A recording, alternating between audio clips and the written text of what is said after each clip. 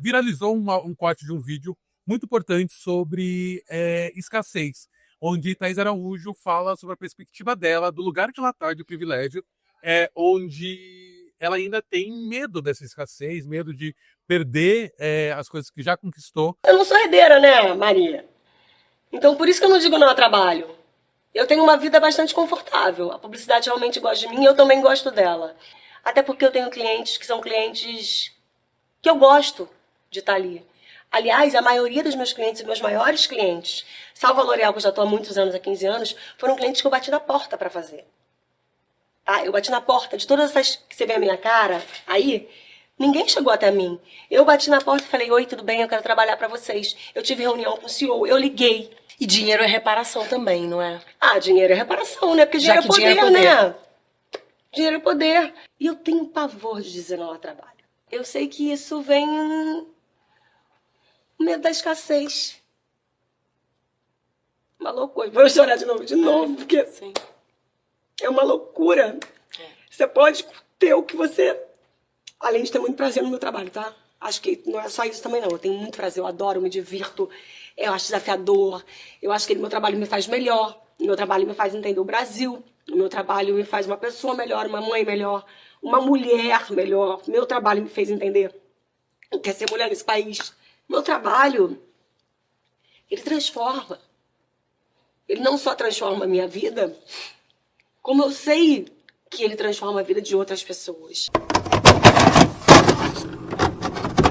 Então, primeiro, antes da gente entrar nessa conversa, eu vou pedir para que cada um se apresente falando nome, idade, qual a profissão, e aí a gente vai começar daqui para cá. Primeiro você.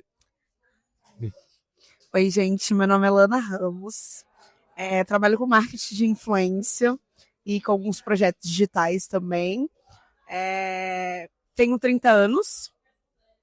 Oi, eu sou a Karina Santana, eu tenho uma escola de inglês, sou professora de inglês e eu também tenho 30 anos. Oi, eu sou a Lilian Santos, tenho 34 anos e eu sou empresária. Olá, eu sou a Quinheri, trabalho com estratégia e experiência em Janai e tenho 38 anos. Salve, meu vulgo é Sete, sou diretor criativo, tenho 27 anos, nascido e criado na Zona Leste de São Paulo. Hugo, já fica segurando aí o microfone, porque a gente vai começar a respostas daí para cá. Quando a gente percebe que uma pessoa do tamanho e da potência que Thais Araújo tem, fala sobre isso, o que você sente e o que te fez refletir? Mano, acho que essa parada é um lance que permeia por toda a nossa sociedade, desde a galera que já tá num processo de ascensão maior até a gente que tá na base da parada. Então, tipo assim, se a Thais Araújo tá falando que ela não pode negar trabalho, quem sou eu que tô precisando de 300 reais para colocar o leite na minha casa, vou falar que eu não posso, que eu vou negar um trampo. Muitas das vezes, sei lá, minha média sei lá, uma diária minha é 500 reais, fechou. Mas aí eu tô faltando leite na minha casa e eu preciso de 200 reais. E o cara me chama e fala que o orçamento dele é 200 reais. Como que eu vou falar não? Então, tipo assim, o lance da escassez, eu acho que envolve várias paradas. Desde das minhas necessidades básicas, que a gente tá sempre no corre para fazer as paradas acontecer, e também até o lance da nossa própria autoestima, tá ligado? A gente não se vê numa posição que, tipo assim, mano, tá bom, tava conversando com o parceiro ali que o mano tirou 6 fotos e cobrou 50k, tá ligado? Eu tô tirando 300 fotos por 400, 500 reais, tá ligado? Então, tipo assim, como que esse lance funciona pra nós? Então, tipo, se a Thaís Araújo, no patamar que ela tá, também se preocupe em não negar trabalho? Desculpa, não vai trabalhar pra caralho. Eu queria que você completasse, até entendesse, dentro desse contexto da gente trabalhar muito para conseguir o mínimo, né? Entender que esse processo vem dos nossos pais, vem dos nossos avós. Você acredita que em algum momento a gente vai parar de ficar correndo atrás e fazer o dinheiro gerar dinheiro? Sim, inclusive é necessário que a gente comece a falar mais sobre dinheiro, que é um assunto que não está muito dentro da mesa, dentro de casa das pessoas pretas. A gente não tem esse costume de falar. E aí vem muito dentro dessa estrutura, que a gente não está acostumado e não se vê nesse lugar de quando tem oportunidade. E aí até mesmo quando os pretos eles entram em ascensão, eles começam a crescer profissionalmente, pessoalmente, eles não estão se vendo. Então é muito diferente quando eu falo para uma pessoa não negra que ela ganha 20 mil reais, ou então ela ganhou um prêmio, saiu aí de um reality show ganhando 1,5 milhão de reais e todo mundo acha, nossa, o que eu vou fazer com 1,5 milhão? Ninguém sabe. Para as pessoas negras, a gente não está acostumado, então não tem uma política de educação financeira, não tem um costume de saber lidar com o dinheiro. Então, muitas das vezes, aquilo ali vai pelo ralo, porque as pessoas não sabem como investir, não sabem o que fazer com aquela riqueza toda. Ah, será que eu só me ajudo? Será que eu vou pegar e vou ajudar toda a minha comunidade? Então, acaba que não é uma luta solitária, é uma luta coletiva. E tem um lugar também, né, que aí trazendo para você, que você traz, você é empresária, né? E eu costumo falar em algumas palestras que nós, pessoas pretas da periferia, a gente é desempresário, porque primeiro a gente está desempregado para depois empreender, diferente da galera branca privilegiada que tem acesso a um tio, a um parente, a um recurso que já existe ali na poupança dele, no investimento, que faz com que ele comece uma empresa já com 500 mil na conta. Como é que é empreender sem ter medo da escassez? Existe isso? É possível? Uau, que pergunta! Pergunta de milhões.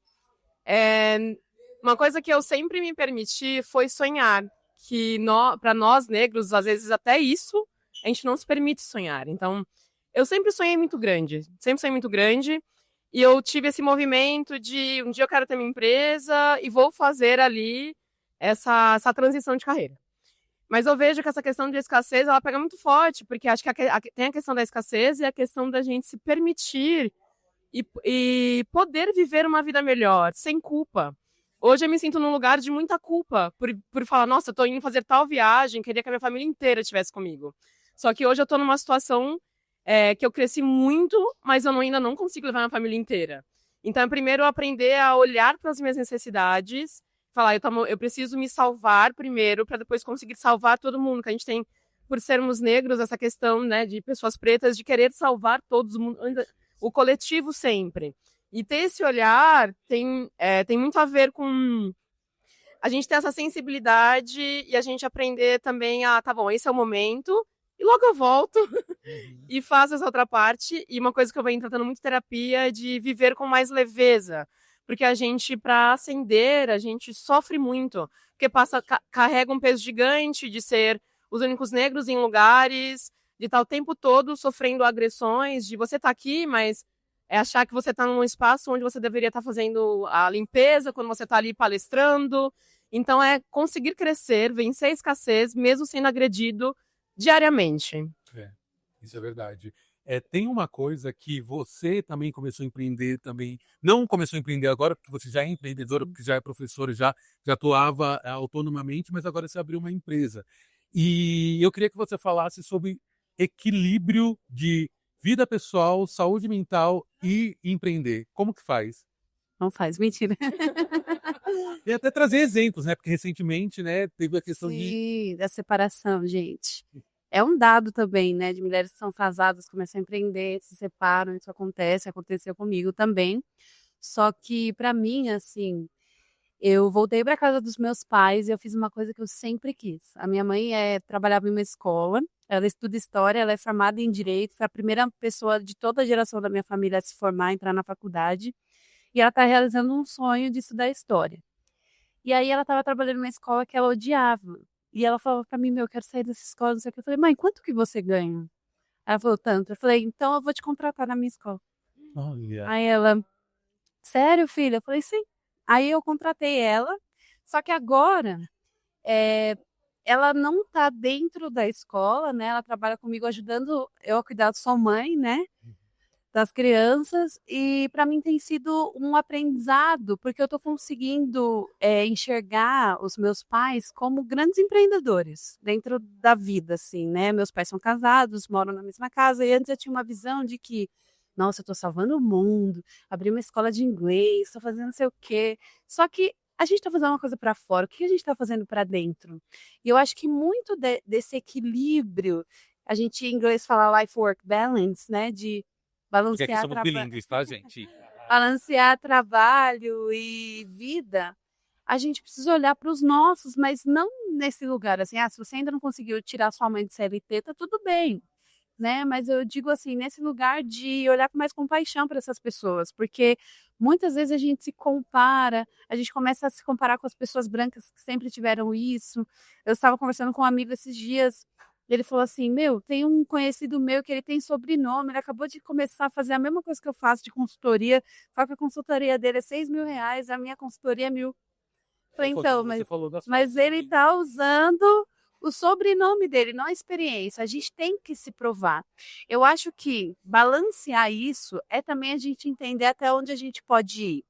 O ano passado eu passei por essa experiência da separação e foi um ano assim totalmente diferente para mim, porque eu consegui enxergar que eu não estava dando conta. Então eu estava com 400 alunos, 2 professores na escola e eu também. E aí eu dava 12 aulas por dia, eu não dava conta, eu não conseguia fazer um trabalho bom, porque eu prezo muito pela qualidade do meu trabalho, não estava conseguindo entregar nada. Aí eu contratei mais gente, fiz uma estrutura da plataforma, um monte de coisa, e eu com medo de dar errado, assim, sabe quando a gente tem o medo de largar a mão? Porque eu pensei, eu não vou estar à frente de tudo mais. Aí eu ficava, meu Deus, e agora? Só que agora eu estou conseguindo dar andamento nos meus projetos dentro da empresa e ter uma vida fora. Eu estou conseguindo finalmente respirar, fazer outras coisas, porque era só trabalho, trabalho, trabalho. Também não negar trabalho, não negar cliente, que eu também acho que é importantíssimo para qualquer empreendedor, empresário, você entender que não é que é um cliente ruim, mas às vezes o seu trabalho não conversa com o que ele espera e está tudo bem. E também trabalhar essa autoestima, porque a gente sempre tem uma autoestima péssima, pessoas negras. E eu falo isso do inglês, gente. Se o seu inglês é intermediário, coloca no seu currículo que é intermediário, porque muitas pessoas negras falam inglês muito bem e acham que falam menos. E os brancos estão pegando nossos lugares nas empresas, em tudo, e eles são, assim, desculpa a palavra, mas eles falam de uma forma medíocre. O inglês bem mais ou menos, e a gente está aí se provando, falando. E isso é uma coisa que eu coloquei em prática na minha vida. Falei, eu sou boa nisso e eu vou trabalhar isso. Se eu não for boa, eu vou contratar alguém. Porque o dinheiro não vai faltar. E a gente tem que mudar essa mentalidade. Porque quando a gente empreende, é o medo, assim, se eu contratar essa pessoa, o dinheiro vai faltar, eu vou ter que fazer, não vai dar certo. É escassez. Então, eu mudei muito essa mentalidade, com muita terapia, conversa com pessoas que estão em um patamar que eu gostaria de estar. Então, conversei com gente experiente e essas pessoas falaram, larga um pouco, respira, vai fazer suas coisas. Eu acho que isso diz muito sobre life-work balance, né? Que é o equilíbrio entre trabalho e a vida. Porque acaba que a gente, desde a escravidão, tem essa ideia de que o trabalho edifica o homem. Eles usavam essa ideia para fazer a gente trabalhar mais do que eles. Mas não, gente, uma coisa, é só para finalizar que eu tô falando demais, mas uma coisa que eu ouvi o ano passado, que eu fiz uma mentoria lá em Salvador, que eu nunca vou esquecer, foi assim, você não vai honrar os seus ancestrais enquanto mulher preta empreendedora se você só estiver trabalhando, porque eles estavam trabalhando. Você vai honrar os seus ancestrais enquanto mulher preta empreendedora se você estiver vivendo, se você estiver vendo seus amigos, conversando, bebendo, dançando, sendo feliz. Sem sentir culpa. Até hoje eu levo essa palavra que tu trazendo aqui para você. Precisava dessa conversa. Amiga, e o que eu tenho para perguntar para você nessa sua trajetória, que é muito rica e muito diversa. Você trabalhou com outras pessoas brancas também, assim como trabalhou com pessoas pretas. Eu queria que você me falasse a sua visão de mundo mesmo, em relação a o que é você ver pessoas pretas empreendendo, o que é você ver pessoas brancas empreendendo, e que lugar que a gente está nessa balança toda. Porque parece que a gente trabalha, replica aquilo que os nossos ancestrais fizeram, e a gente se sente de fato culpado quando a gente está curtindo um pouquinho, sabe? Eu quero que você traga a sua experiência. Agora você pesou, né? O último pesou. Gente, o que eu posso falar sobre essa relação entre pessoas brancas trabalhando e entregando e pessoas negras trabalhando e entregando é esse gap que tem na relação de construção de carreira. A construção de carreira de uma pessoa branca, ela nasce, ela tem o tio e o padrinho que tem a empresa X e o filho, ela é filho do fulano de tal. Então, assim, Ela nasceu, cresceu, ela vai entrar no Mackenzie dela da vida, ela vai entrar no SPN que for, no INSPER, e ela vai estar estagiando na empresa do tio, do coleguinha. A nossa construção é uma construção de rua. A gente precisa trazer de casa, construção de pessoa negra quanto a carreira, a gente traz de casa tudo que a gente aprende com os nossos mães, com os nossos pais, com os nossos avós. E como é que a gente vai traçar isso para chegar, sei lá, numa diretora de empresa, numa empreendedora? A gente caminha muito, a gente tira muitas certificações. Se você abrir minha gaveta de certificações, você vai falar assim, gente, mas quando? Toda hora que aparecia um curso que era gratuito, eu me enfiava no curso gratuito. Por quê? Porque era gratuito para começar, e aí tem a questão do dinheiro, da grana, a gente está sempre nessa escassez, que não é só uma escassez de dinheiro real físico, é uma escassez de mentalidade, né?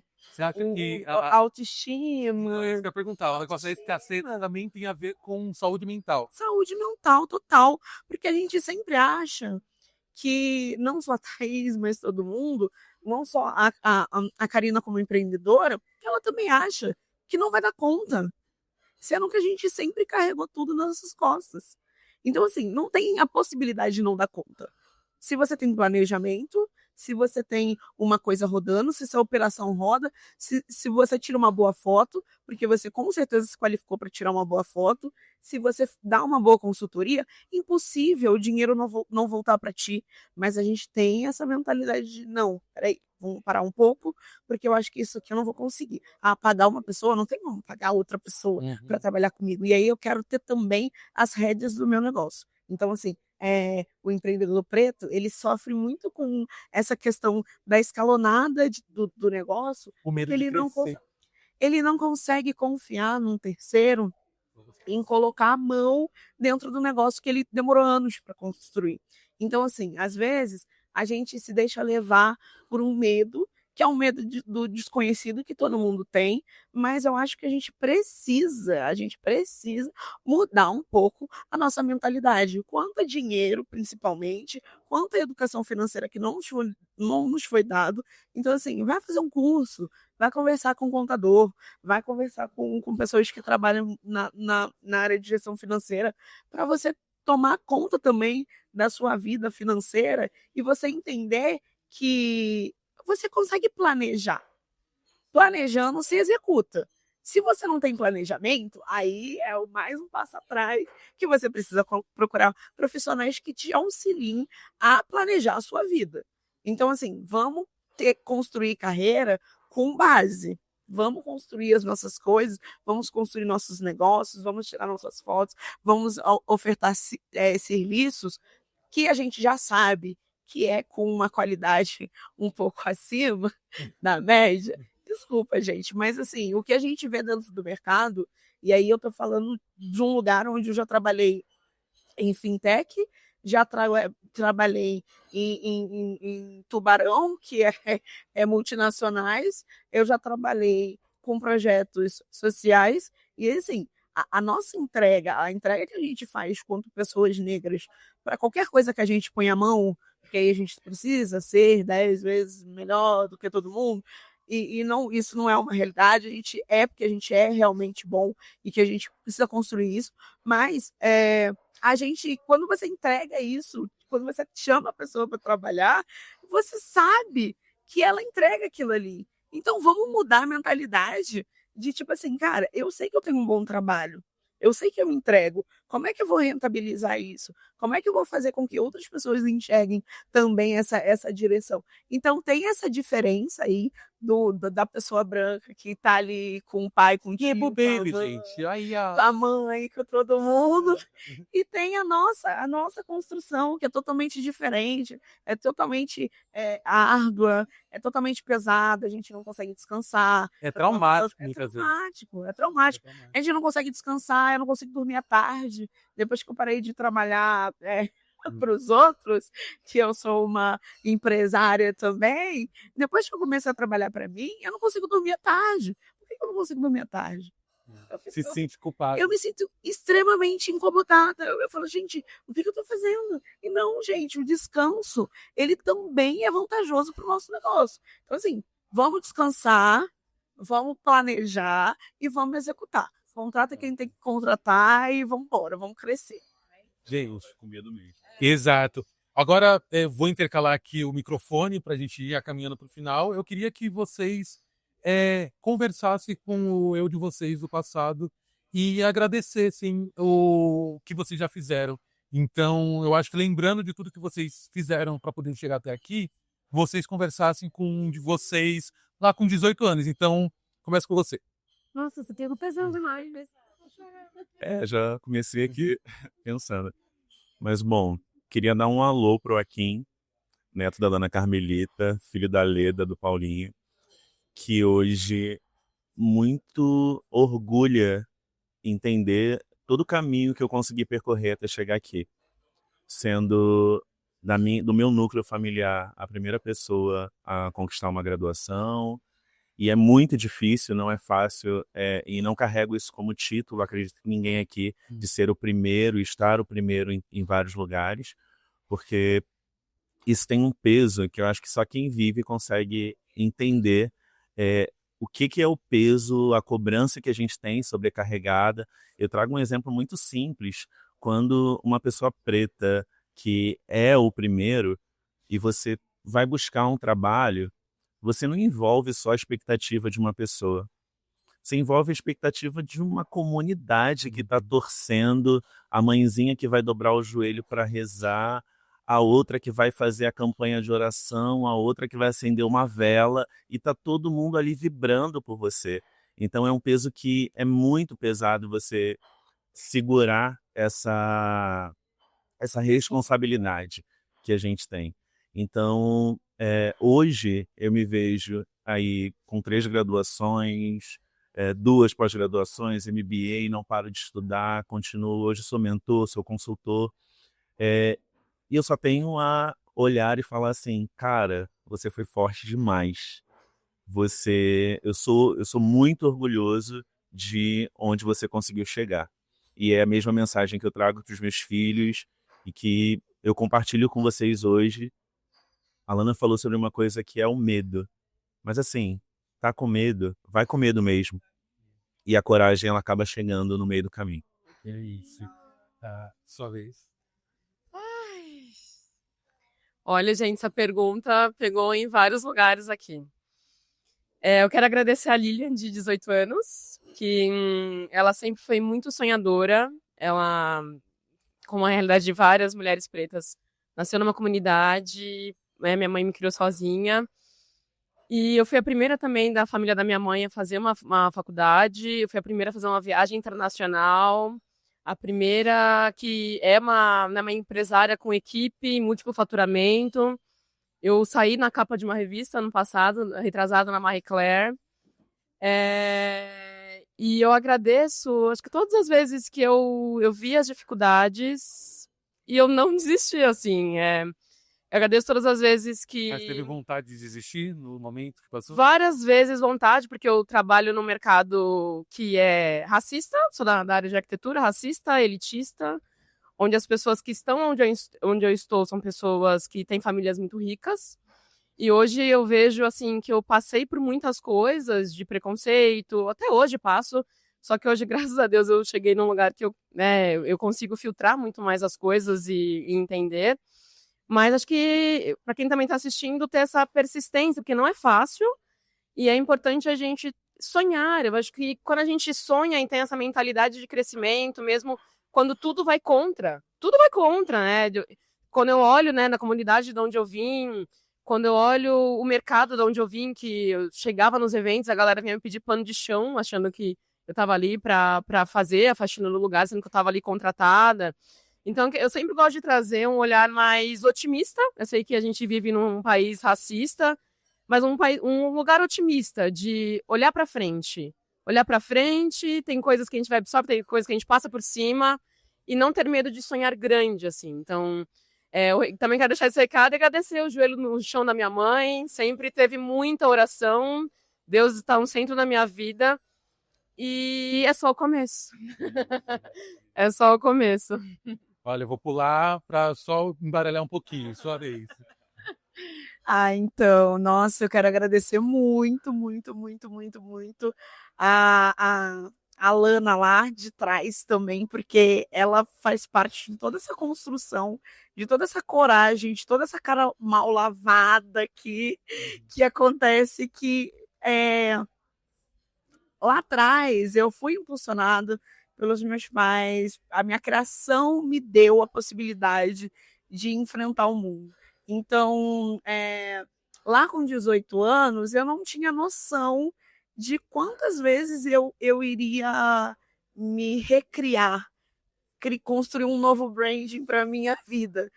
Mas no trajeto, eu entendi que em todas as vezes que eu resolvesse começar do zero, eu faria a coisa correta e eu faria a coisa com vontade, com coragem, e aí daria certo. Então, assim, todas as vezes que eu precisei me reinventar, todas as vezes que eu falei, não é esse lugar que eu quero estar, não é esse lugar que eu quero ir, não é. Todas as vezes dentro desses 30 anos que eu precisei startar a minha vida, eu tive sucesso. Então, hoje, o que eu falo para todo mundo é: se você tem vontade de fazer alguma coisa, mas o fulano não deu certo para ele, infelizmente não deu certo para ele. Mas eu não sei se eu devo fazer esse curso porque ninguém mais está fazendo. Eu me formei em jornalismo. Na época que eu me formei em jornalismo, a gente já não precisava mais, o jornalista, ele não precisava mais de uma certificação para atuar e com isso, o jornalismo me trouxe a possibilidade de ser uma comunicadora e de trabalhar com todas as esferas que eu trabalhei até hoje. Então, assim, só acredita em você. E, assim, eu agradeço muito aí, novamente, trazendo mamãe, papai e toda a esfera de família, de comunidade que a gente sempre cria, de muito joelho no chão e a confiança de muita gente. Eu acho que eu tenho a confiança de muita gente. E aí, isso me trouxe, assim, me deu essa projeção. E é isso. Pronto. Vou pular só para confundir, vai, só ver. Aí vem você depois. Qual que é a pergunta mesmo? O que você falaria pro seu eu de 18 anos, tendo dimensão de quem você é agora? Mano, falar de eu de 18 anos, acho que eu tenho que agradecer a rua. No papo, a rua foi minha melhor escola, tá ligado? Poucas referências dentro de casa. Minha mãe, bigode, como sempre, linha de frente em tudo, tá ligado? A mulher, 1000 tarefas, verdadeiro bombril, tá ligado? No jornal fazia de tudo, tá ligado? Mãe, pai dentro de casa. Mas a rua foi minha melhor escola no papo, tudo boa parte do que eu aprendo hoje, até na minha profissão, do que eu uso, não é saber usar a câmera, tá ligado? É saber saber trocar com as pessoas, saber tratar todo mundo de igual, tá ligado? Se eu vou colar no evento, eu vou trocar ideia com a faxineira igual eu troco com o dono do evento. Se pá, tratar melhor a faxineira que o dono do evento, que eu sei que ele é um bunda mole. Mas, tipo assim, eu agradeço ao real a rua, mano, por cada parada, por cada partícula de incentivo. E por cada chute, como tem uma frase que os caras falam pra mim, que eu acho que é isso. Cada chute na bunda, ele é importante, porque ele também te dá um impulso pra frente, tá ligado? Então eu agradeço cada chute na bunda que eu tomei, cada bunda mole que falou pra mim, você não é bom. Então, tipo assim, porque essas paradas me colocaram pra frente. Se hoje vários menorzinhos, que eu tenho vários menores na leste, na sul, na oeste, conseguem me falar e me usar como exemplo, como referência, é porque eu consegui usar dessas vulnerabilidades que eu tive durante o caminho, mas para além disso, eu consegui ser quem eu era. Então, se eu puder agradecer mesmo por quem eu era nos 8 anos, é por ter sido um moleque astuto, destemido mesmo. Por muitas das vezes o pessoal fala, essa parada não é pra você. Eu falei, tá bom, parceiro, papo reto, eu vou continuar aqui. Não vai ser porque você me falou. E muita pela questão também, agradecer aos meus guias, que muitas antes até de eu conhecê-los, guiaram meu caminho, me trouxeram meu caminho, tá ligado? E hoje eu tô aqui, firme e forte, 27 anos. Para muitos a estatística aí, 27 anos, nossos guerreiros, Tupac, Malcolm X, vários outros caras morreram aos 27, tá ligado? Então se eu tenho hoje 27 anos, tô com a sagacidade que eu tenho, podendo ser referência pros menores que eu sou, então é isso, mano. Então até te poder dizer que cada partícula de incentivo para um menor sonhador é um ato revolucionário, É porque eu aprendi o que a rua tava me dizendo, tá ligado? O chão que nós pisa foi quem me fez, mano. E eu nunca vou parar de escutar a rua. A rua é tudo que eu tenho real. Quando eu tô na neurose, eu vou pra rua. Quando eu tô feliz, eu vou pra rua compartilhar com meus parceiros, com as minhas esquinas, com os meus quilombos, com a minha senzala, com todo mundo que tá lá. Então acho que é isso, mano. Se eu puder agradecer mesmo, é toda a sagacidade que eu tive de ser um menor revoltado com a vida. Então, papo reto, seja revoltado mesmo. Não se acostume, não, Não pai. se acomode. E pra você, seu conselho para seu... Bom, meu primeiro conselho é não ter escutado as pessoas de que eu não deveria ser professora. Porque eu entrei na faculdade de pedagogia com 17 anos. E eu amei desde a primeira aula. Eu lembro da minha primeira aula de pedagogia, eu era muito novinha. E uma curiosidade, foi o primeiro ano que pedagogia era obrigatório, antes era magistério. Então eu tinha 17, a pessoa mais nova depois de mim tinha 37.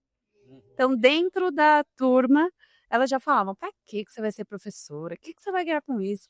E eu amava aprender sobre educação, sobre como que eu vou ensinar algo para alguém. E da graduação passei para outra, pós-graduação, hoje no mestrado. Então, eu agradeço a mim mesma por não ter desistido dos estudos, por não ter desistido do que eu gosto de fazer, porque eu gosto mais de ser professora do que de ser empresária. Sinceramente, eu amo a sala de aula, eu amo trocar com as pessoas, eu amo saber que as pessoas estão aprendendo porque eu estou ensinando. E É um legado, né? é um legado, é uma coisa muito natural, assim, não é uma coisa que você espera que a pessoa aprenda. Mas do nada o aluno vai falar, nossa, eu lembro de você. Eu lembro que você me ensinou tal coisa.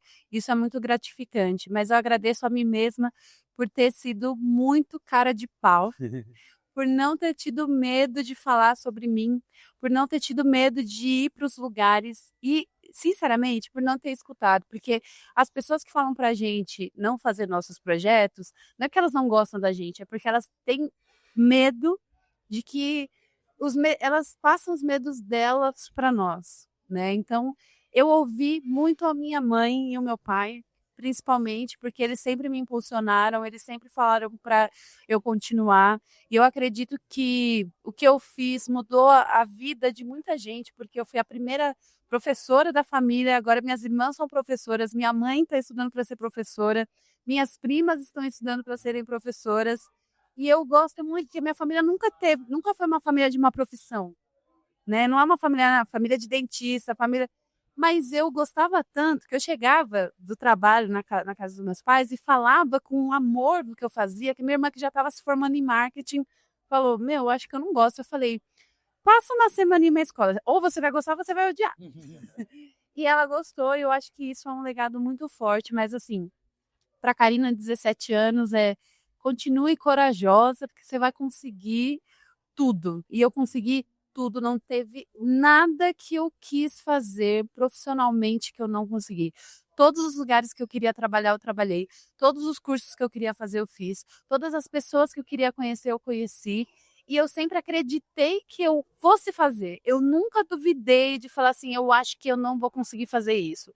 Dá medo, mas eu pensava assim, eu prefiro lidar com a frustração de não conseguir do que com a frustração de não ter feito.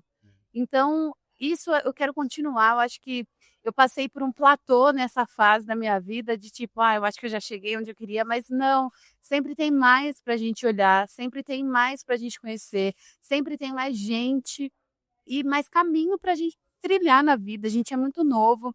Eu conquistei muita coisa muito jovem, né? Porque eu me formei na primeira graduação com 21 anos, mas eu fui mãe com 21 anos, então eu estava dentro da estatística das mulheres negras da minha idade, eu estava dentro e fora ao mesmo tempo. Então eu estava me formando no mesmo mês que meu filho nasceu. E aí foi muita coisa que aconteceu. Eu casei cedo também dentro da estatística e depois eu saí dessa estatística. Então, quando eu lidava com pessoas nas escolas, eu trabalhei muito em escola de milionário mesmo, escola internacional, enfim, eu era a única pessoa negra, eu era a única pessoa que tinha filho, eu era a única pessoa que ia de ônibus trabalhar na escola. Que doido isso, né? E quando eu lidava, as pessoas olhavam para mim e falavam assim, nossa, mas você é tão inteligente para ter filho, você é tão inteligente para não sei o quê. Eu sofri muito racismo, muito preconceito nesses lugares, e quando eu decidi empreender, eu tinha certeza que ia dar certo. Eu nunca duvidei. Eu já quis desistir por outros motivos, porque todo mundo quer desistir, mas eu nunca achei que fosse dar errado mesmo. Tanto que muita gente achava que eu era arrogante, principalmente na minha família, mas eu acho que a gente tem que ter um pouquinho de arrogância. E assim, eu gosto muito de rap, eu gosto muito de hip hop, eu amo a arrogância de quem canta, de quem tá na rua mesmo, porque se a gente não tiver isso, o mundo passa por cima da gente. Então eu mesmo tendo o estereótipo de leveza, de tranquilidade, Precisou. eu preciso me impor e eu acho que isso é muito importante para todas as pessoas pretas. Se imponha, fala no que você é bom, saiba que você é bom e não escute as pessoas que não passaram pelas mesmas coisas que você, porque ninguém passou. Então, assim, se uma pessoa quer te dar um conselho e ela não tá onde você quer chegar, não escuta. Só se for seu pai e sua mãe, porque você sabe o caminho que eles trilharam, sabe as batalhas que eles tiveram e que talvez impediram eles de chegar onde eles querem que você chegue. Agora, uma pessoa aleatória que não tem nada para te ensinar, não tem nada para te ensinar. Então, você não vai escutar. Então, é isso. Exato. Então, é isso. Carininha, parabéns. Vamos seguir. Gente, eu agradeço vocês por vocês terem topado conversar comigo. O que eu falaria para o Samuel de 18 anos é obrigado por não ter desistido da vida, porque olha todas as coisas que você está vivendo e continua acreditando, porque você vai viver muita coisa boa ainda. É isso, gente. Muito obrigado por vocês terem participado e até o próximo Taco Livre. Valeu! Foi ótimo.